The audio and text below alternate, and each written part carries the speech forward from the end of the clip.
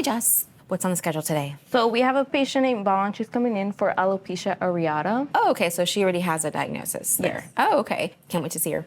So alopecia areata is a condition in which your T cells, which are cells of your immune system, start to attack your hair follicles, and then the hair falls out of the follicles that are being attacked. It's definitely not easy to treat, as its course can be kind of like a roller coaster. Vaughn? Yes. Right over here. Hi, how are you? Good, how are you?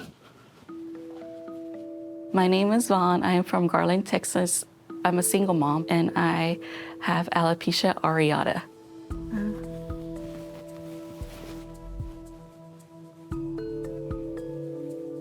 I had long hair all my life.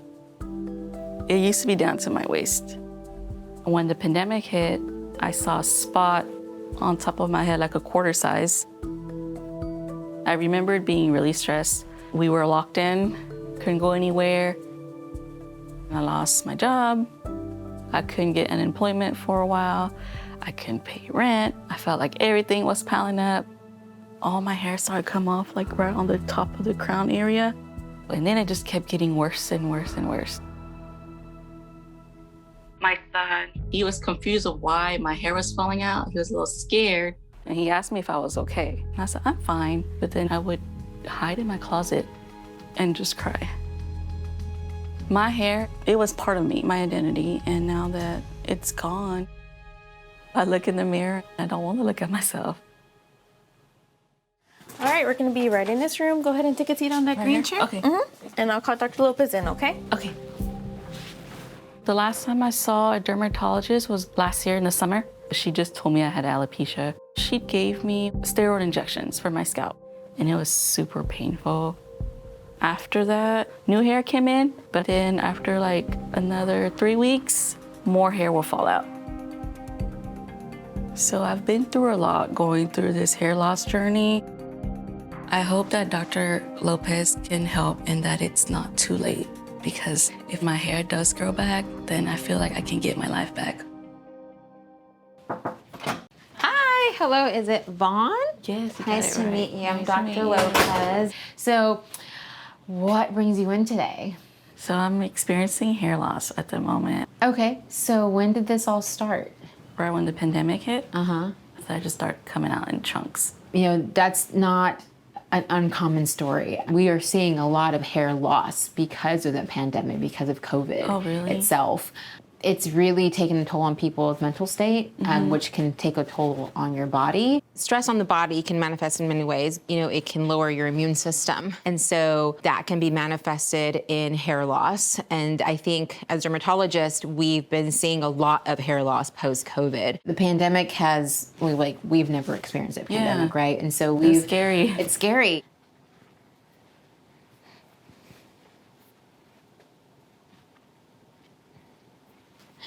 So I lost my grandma to COVID last year.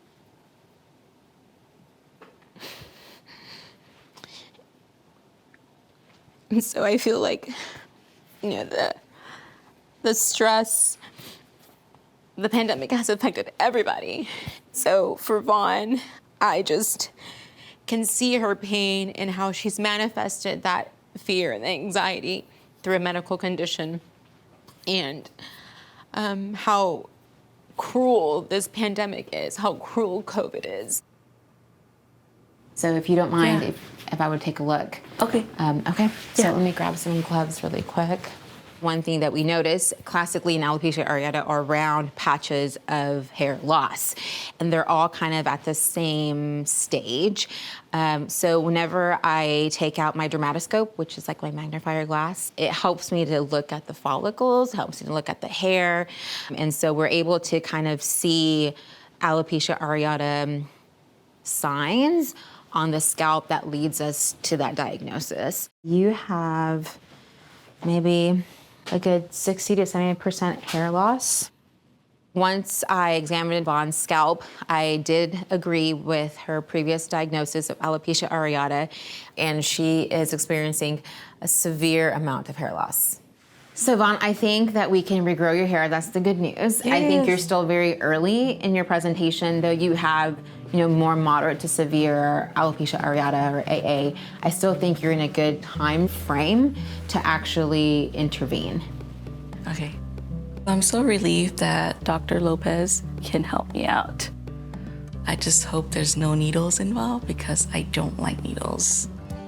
So in alopecia areata, we think that there are triggers that cause your immune system to start fighting your hair follicle. And usually hair follicles are protected from our immune system. Our immune system doesn't usually target our hair follicle. But in certain people who have a predisposition to developing alopecia areata, they usually have a history of autoimmune diseases.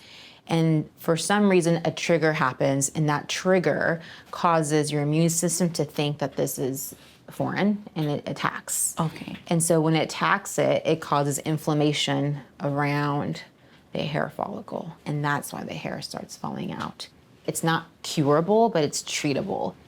There are two factors in treating alopecia areata: reducing inflammation and promoting hair growth. So a lot of treatments do one or the other, but there is an experimental treatment that may do both. So platelet-rich plasma is something that we're seeing can help patients with alopecia areata or AA. We draw your blood, and then we take out the pro-inflammatory stuff and leave the platelets behind, and it comes out in plasma. And we inject that part that has the growth factors into your scalp. I don't like needles. I tried injections and it was super painful. I cried through it. Like, I don't want to do needles no more.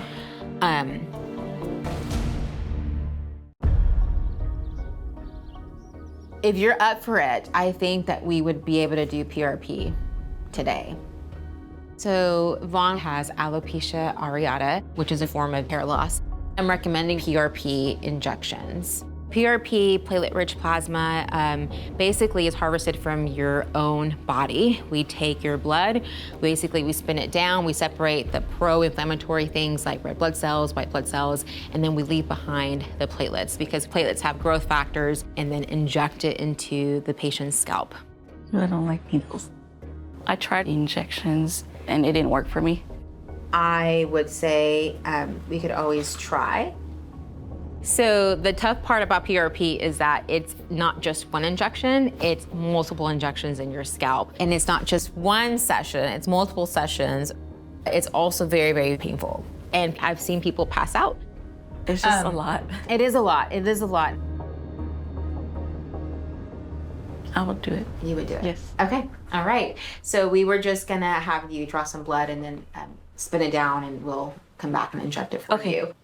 I'm worried about getting injections, but if that's the only way to get my hair to grow back, then I'll just go through it and just be patient. Hello. Hi. Hi, how are you? Good, how are you? Good. Okay, so I'm gonna be drawing your blood. Okay. The only thing I'm a little worried about it is if it's painful. I don't know, I don't think I have high pain tolerance. But I think I can do it. I had a child, so I think I can go through this. All right, Vaughn, we have your liquid golds right here. So we're gonna go ahead and make you comfy. This is just a little vibration device that we use.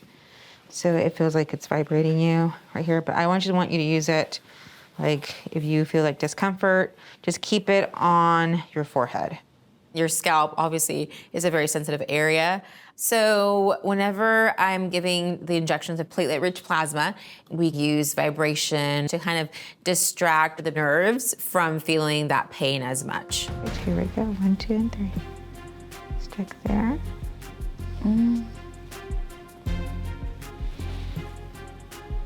As I'm getting injections, it's super painful. Can y'all pause a little bit? Yes. Okay. Absolutely. I don't know if I can do this.